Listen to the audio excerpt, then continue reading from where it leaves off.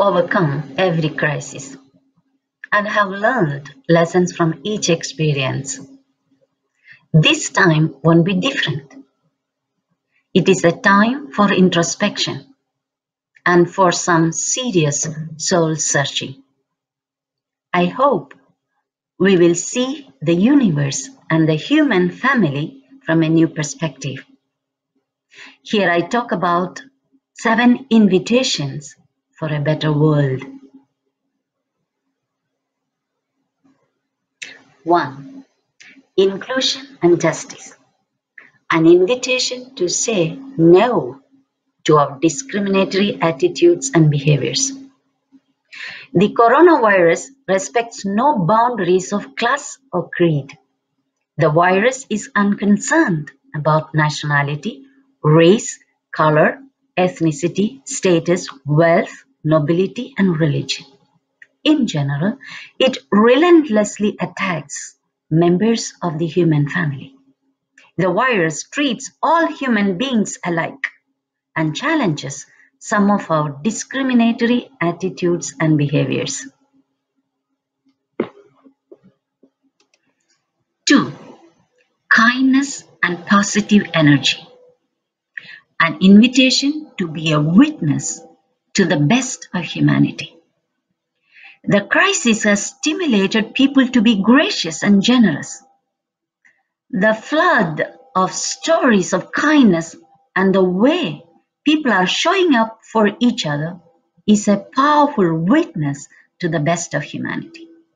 As someone commented, I quote, "The world is full of nice people. If you can't find one, be one," unquote.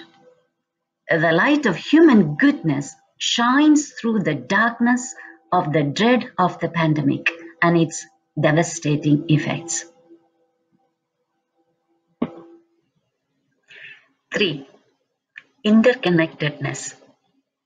An invitation to become more aware of our collective fragility and interconnectedness.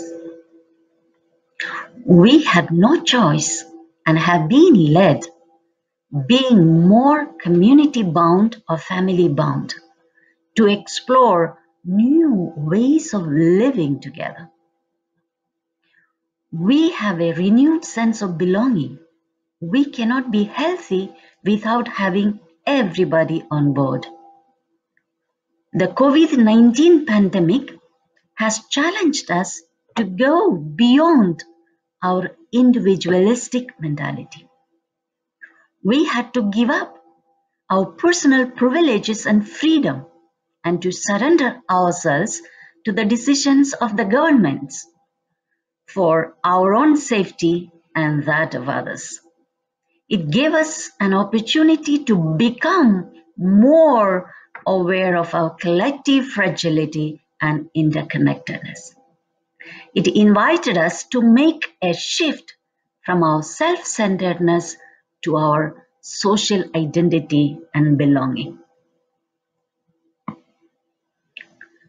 4.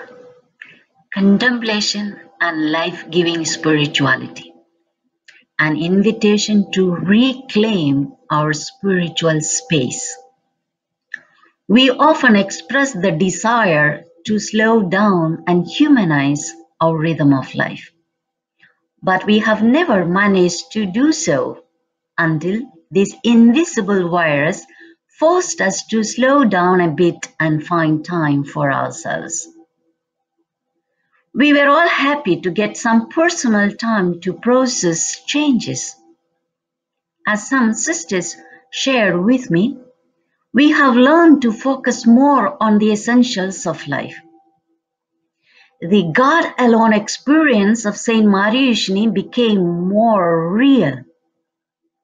Yes, living in lockdown provided us an opportunity to try and take a more careful look at what is happening inside of us.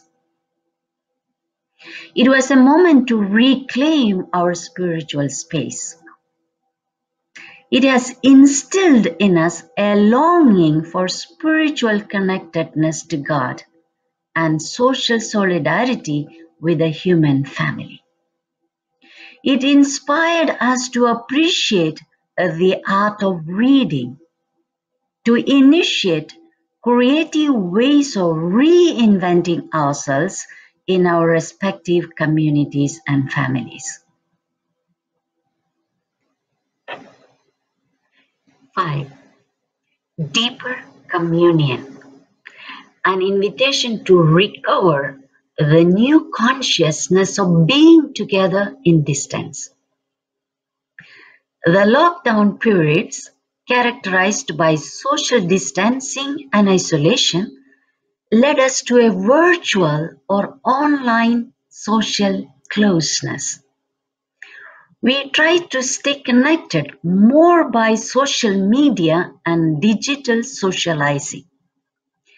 There seems to have a new consciousness of being together in distance. We can share space in the same Zoom conference room, but we are separated and are miles apart. It is important to make a healthy distinction between loneliness and solitude in this context. While loneliness refers to an experience of being disconnected, solitude is a choice that we make to be in touch with our true selves at a deeper level, which generates growth, inner freedom, and maturity. Yes, during the pandemic, we were in solitude to a certain extent. 6. Commitment to social and ecological well-being. An invitation to mend our ways that disturbs our ecosystem. Environmentalists say that the lockdown truly lessened air pollution and improved air quality. Nature seems to have smiled at us and asked us to mend our ways that disturbs its ecosystem. It challenges us to make a shift towards a more environmentally responsible lifestyle. In other words, there is an invitation to choose a lifestyle that makes greater investment in social and ecological well-being. 7. Discernment and daring spirit. An invitation to explore new ways. We need to ask ourselves what sort of impact the pandemic has or will have on our Christian way of life, our consecrated life, our family life. It is a Kairos moment for change. The pandemic experience taught us that rapid changes are possible and we can do things differently. It impels us to explore new ways and to make a difference in our lives and those of others, the people with whom we live and whom we serve in our respective apostolic ministries. May God bless us. Thank you.